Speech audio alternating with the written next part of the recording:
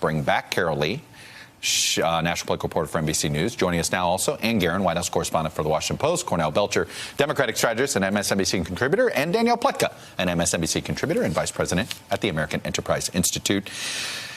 Ann Guerin, the president took the, when did, everybody has said the president sort of has, felt the need that he had to end this thing. And, there's speculation it was Stone that did it, speculation that it was frustration over the FAA. What's your reporting tell you? Well, the air went out of this to the extent that he had any leverage at all, like 2 weeks ago. And it's just been, we've been getting from there to here ever since. The things that happened today, came on top of a building TSA disaster.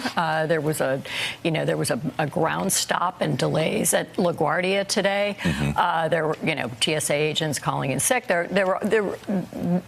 Things were falling apart. Things were breaking. And there was a Republican revolt that has been in slow motion for days that picked up a lot of steam last night.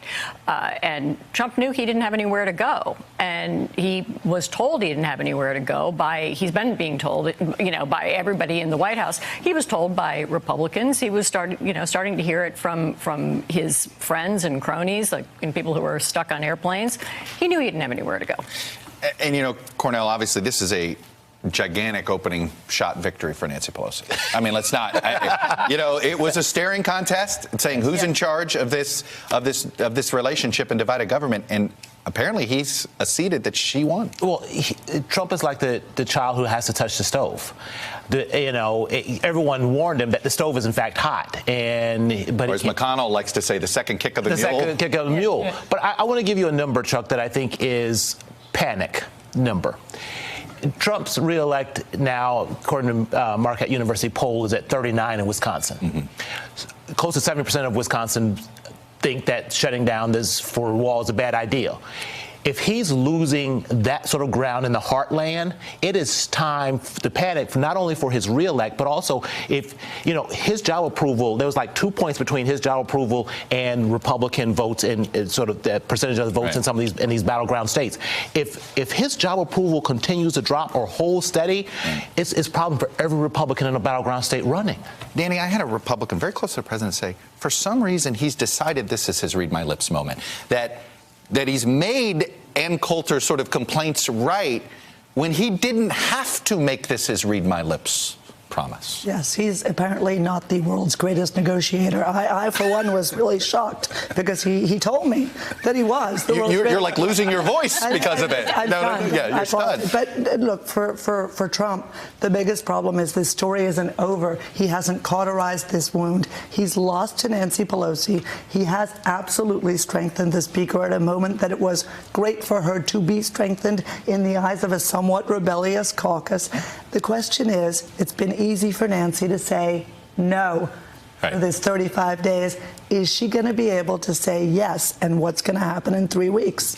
Carol Lee, they're doing a crazy thing in Congress. They're trying to do this idea of actually following the instructions of how a bill becomes a law. The Senate has a bill and the House has a bill, and then they go to join.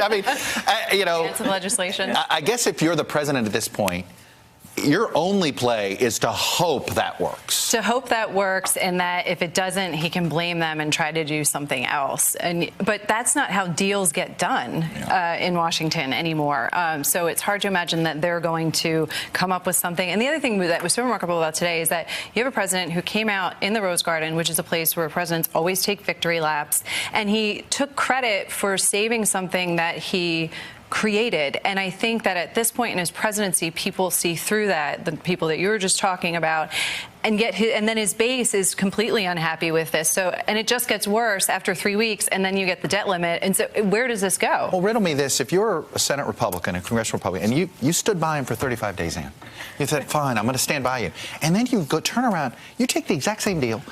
Oh, by the way, now I've got to answer Roger Stone questions. That's the question I have is, when do congressional Republicans go, You are really making this more difficult. Well, I mean, the only thing they've got going for them at that point is that they're now in a place that many of their own constituents wanted them to be, and they can kind of breathe a sigh of relief there and stanch the bleeding. But yeah, I mean, Trump broke this, then he's been negotiating against himself for 35 days, and he ends up taking a deal, to your point, that he could have had at the beginning. He had no leverage to begin with, and that means that Republicans don't have a lot of leverage going into this 3-week whatever they're going to do to try to figure out border security. I agree that Nancy Pelosi is in a more difficult spot than she was while Trump owned this entire debacle. But I don't think congressional Republicans have a great deal of leverage to work with now either. Can I give a quick answer to that? I was just going to say, what is my quick answer to that question? Yeah. Tell me when the Republican primary date is. That's when Republican, for each one of these senators have a challenge, because that's a whole year. Because the truth of the matter is, and Chuck, they're still afraid of Trump in the base. Right. For as bad as his numbers are collapsing with independent voters, with hardcore base Republicans, he is still their guy, and they will punish Republicans if they go against their guy. It's horrible for general election, but for primaries. And this to me seems to be the riddle, guys, which is you have this hardened, strong minority somewhere in the 40s that want a wall. You have a hardened somewhere in the mid 50s, but not over 60 or 70, that don't want a wall. What does a compromise look like? Well, there's a great deal to be had here. You do? Sorry. Okay. They had a great deal 5 years. Yes, there is. Gang of 8? To be had. Okay, I'm not saying they're going to have it, but there's a great deal to be had here. He can get his wall money, which is, I hate to say, a drop in the bucket of our federal spending. He can get that. He can give DACA permanent, potentially.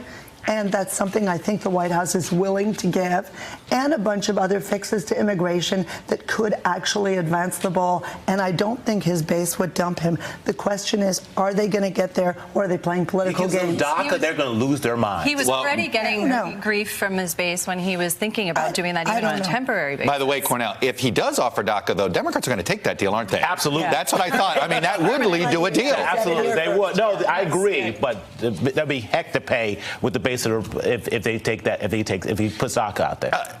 I guess the question is, what does the president do next, Carol? Because there was a scene, and if we have VO of it, when he didn't take his questions. He had the long coat on today, and then he just turned around and walked away, and it was like, it was the most visually defeated I've seen him, and he cares about visuals. Correct. What is going to be his I've got to show strength moment? I don't know. I guess I would say, until he actually signs something, I think everybody might want to stick around, because we've seen him before kind of say something and then backtrack. That could be why Pelosi and Schumer didn't overly spike the football today. Yeah. He really doesn't like the coverage. It's not a lock with this president. Right. And hey, President, you won. You won today. don't go shut down the government. Yeah. Dan Coulter already called him a wimp. Yeah, I'm sure that went over well. All right. Hello, YouTubers. If you're watching this, it means you've checked out our channel, so thank you. Now do me a favor, subscribe by clicking on that button down there. Click on any of the videos to watch the latest interviews and highlights from MTP Daily and MSNBC. You can get more Beat the Press content every morning in the First Read newsletter. If you're tired of content that you don't know anything about where it came from, you don't have to have that problem with us. NBC News, MSNBC, MTP, and the Meet the Press mindset right here for you on YouTube. Subscribe now.